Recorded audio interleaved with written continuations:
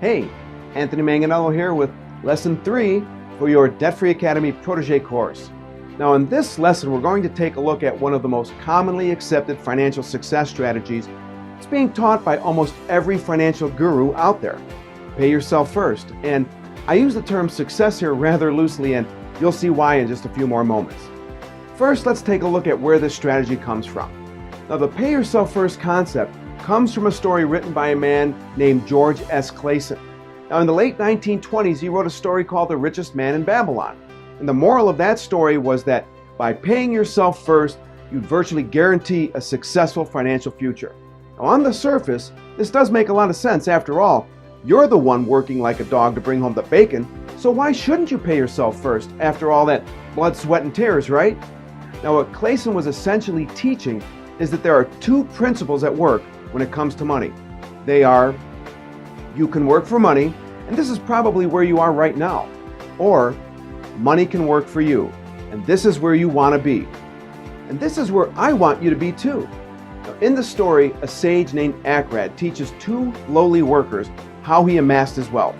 And through the use of parables and stories, he teaches them that while they're working for money, they should take 10% of what they make and put it aside and pay themselves first by investing it into something that will earn interest, so that over time, money will begin to work for them. And now that's not bad advice, and all things being equal, it is good advice. But you know what? All things aren't equal. And that's because Clason wrote his story almost 100 years ago. Now, do you think a few things have changed since then? You bet they have. For instance, when Clason wrote his story, back 100 years ago, debt and credit didn't even exist like they do today. Heck, credit cards didn't even hit the streets until 1950s. Now you see, there's a third financial principle at work that you rarely, if ever, hear taught. We knew about the two principles. Now, you can work for money or money can work for you. And how they play out. But you probably never even heard about the third principle, let alone how it works. What's that third principle? It's one you absolutely must be aware of. It's when you're in debt, money is working against you. In this lesson, we're going to explore how this third financial principle works and how it essentially renders the pay yourself first principle kind of useless. Now to do this, I'm going to walk you through something I call the debt dollar drain. The debt dollar drain simply and powerfully demonstrates how paying yourself first while you're in debt, it just doesn't work as effectively as you're led to believe. It also illustrates how being in debt creates a scenario where money is working against you. What the debt dollar drain does is calculate how many dollars in gross income you're going to have to generate in order to bring home enough to pay back each and every single dollar of debt that you currently owe. You see, you're paying all of your debt with net income, after taxes, and you're being charged interest on all of that debt. And the debt dollar drain takes all of this into consideration and calculates specifically how being in debt is making money work against you. When you're done with this lesson, you can download the worksheet to discover what your debt dollar drain is. But first, let's walk through an example so you can understand how it works. Now, in my book, The Debt-Free Millionaire, I created a sample family I call the Fortunatos. Tom and Lisa, they're your average family. They got a couple kids. And according to the U.S. Trustee's Office, the nationwide average annual income for a family of four is $76,634. But because the Fortunatos are a bit above average, and because I like to use round numbers, their total gross annual household income is $80,000 a year. They have a fairly average to slightly above average debt-to-income ratio, about 38.6%. And they live like a normal family, and they have the following debt profile. They have a mortgage where they owe a little bit less than $195,000. They have a couple cars, and they owe a little less than $31,000 for both of them. And they have a handful of credit cards, and they owe almost $13,000 for all of them.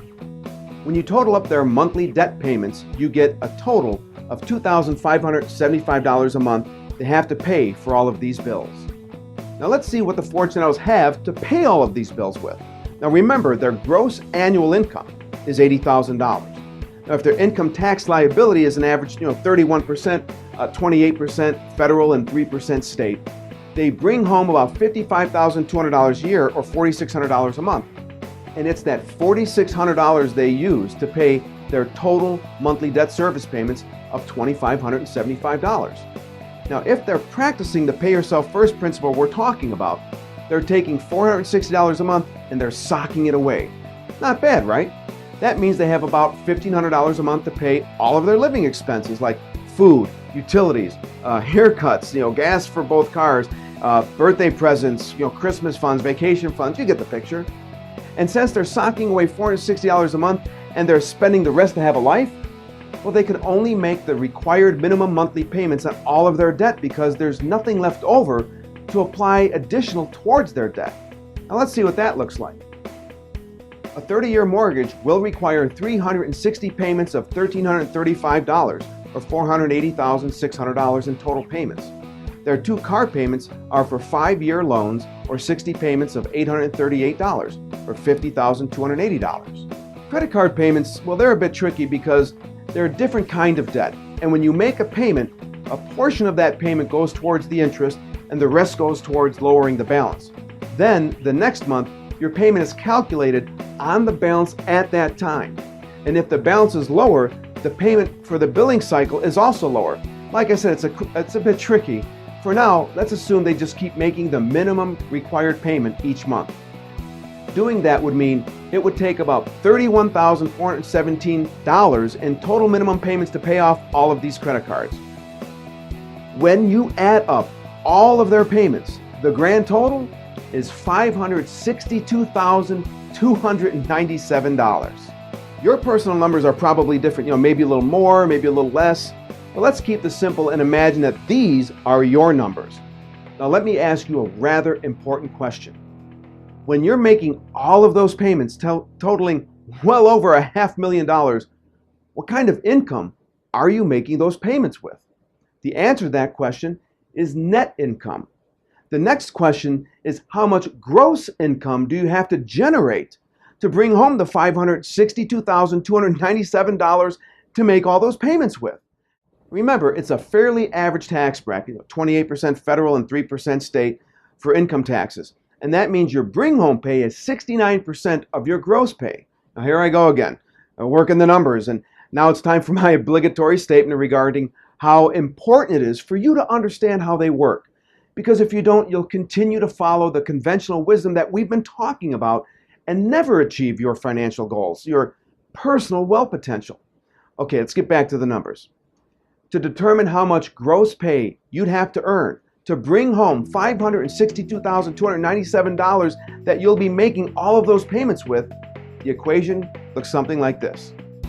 Gross income necessary equals total payments divided by 1 minus your tax bracket, or in this case, $562,297 divided by 69%. Okay, wait, I hear what you're saying. You're thinking in your mind, what about the mortgage tax deduction? Won't that make a difference? Sure it will, so let's consider that as well. I know this can be kind of complex, but guess what? That is what the folks at the top of the money food chain are counting on. They're counting on the fact that your eyes are going to glaze over and you're just going to say, forget about it. But I'm not going to let that happen. So stick with me here. Adjusting the total amount you're going to have to pay with those after-tax dollars requires us to look at the amount of interest you'd pay over the life of the mortgage. In this case, the original amount of the loan was $205,000. 360 payments of $1,335 equals $480,600. So simple subtraction of the original balance of the loan, which was $205,000, from the total amount you paid, $480,600, leaves us with $275,600 in total interest. Did you catch that? Almost $300,000 in interest? Ugh. Okay, let's get back to the equation. To figure out how to adjust the total amount to be paid back, we need to first determine the total mortgage interest tax deduction, so we deduct that from the total amount. To do that, you simply multiply the total tax bracket, the 31%, by the total interest, or the $275,600, which gives us $85,436 that would have been deducted over the total life of the mortgage. So the adjustment would look something like this. $562,297 minus $85,436 equals $476,861.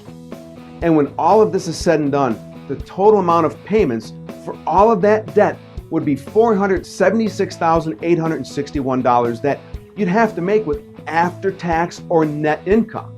And to figure out how much gross income you'd have to generate in order to bring home that 476 grand and change, we modify the equation to look something like this. Gross income necessary equals $476,861 divided by 69%.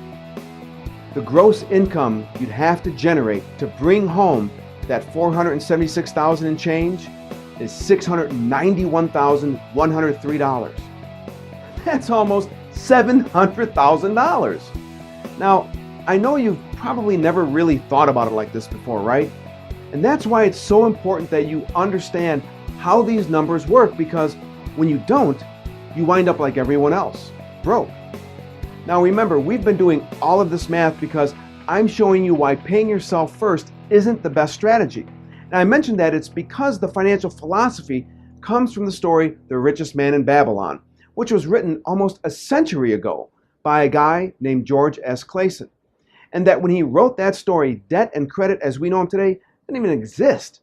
I also mentioned that you probably already understand that you can either be working for money or you can have money work for you. But what you may not know is when you're in debt, money is working against you. And that's what I'm about to show you. To illustrate, I came up with something I call the debt dollar drain, which is a formula to calculate how many gross dollars you need to earn to pay back all of your debt, including all of the interest those debts carry. Now, we know how much you'd have to earn if you had a debt load like the Fortunatos. That's the $691,103. And the amount they currently owe is $238,273.25. One final simple equation gives us the answer. Here's the equation for the debt dollar drain. The debt dollar drain equals the total required gross income divided by the current or original debt, or in this case, $691,103 divided by $238,273.25, which equals $2.90. This means that for every single dollar that the Fortunatos currently owe, if they make their payments like they're taught to, minimum payments only because they're so busy funneling that 10%, which is all their extra cash, towards investing now, that's what most financial advisors suggest, it will require them to generate $2.90 in gross income for every single dollar that they currently owe. And this is if they continue to get the mortgage tax deduction.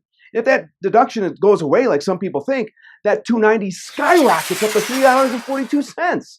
But for now, it's still available, so we're just going to focus on that $2.90. Let me ask you a question.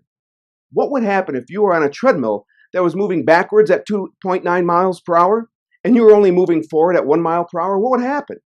You'd fall right off the back, right? Well, that's exactly what's happening when you're paying yourself first and you're funneling that 10% of your income towards investing now. You're moving in reverse towards the back of the treadmill. That's because this is how money working against you works. And this is why paying yourself first is a myth. Now, sure, paying yourself first, it might be better than doing nothing at all and not paying yourself at all. But if you're anything like me, you don't just want mediocre results, you want the absolute best strategy available. And that's why I say paying yourself last is best. In one of the later lessons, I'm going to walk you through more specifically how this works. But for now, let me just tell you this. Let's say that you're going to pay yourself first and take the $460 a month, that's the 10% of the net monthly income in this example, and you invested it into an investment that was earning 8% a year. Now that might seem a little high, but we're talking about an average over 30 years, 8%. And let's imagine you got 30 years like Tom and Lisa until retirement age, so 8% average rate of return per year is pretty fair. Anyways, investing $460 a month, each month for those 30 years at 8%, how much do you think you'd have at the end of that 30 years? You'd have about $686,000 in retirement wealth. Hey, that's not bad, right?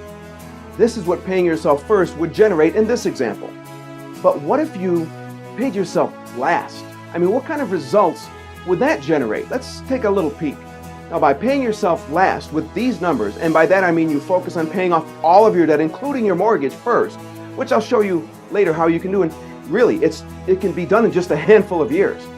You would generate almost $1.6 million in retirement wealth. That's 2.3 times more than if you paid yourself first.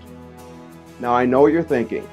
You're wondering, how the heck is that possible, right?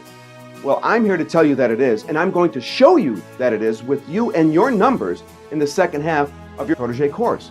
But what I'm walking you through now during the first half is helping you discover how many of the financial strategies that pretty much have been crammed down your throat, they're actually not the best strategies. Now, these days, you need every imaginable edge to succeed financially. And that's exactly what I'm committed to giving you, the best strategies I know to help you achieve your personal wealth potential. Now, in your next lesson, you're going to learn something about budgeting that I really think is simply going to blow you away. You're going to learn how most budgeting strategies can be very dangerous, and they can actually slowly and surely erode all hope you may have about your wealth potential. I'm looking forward to seeing you there.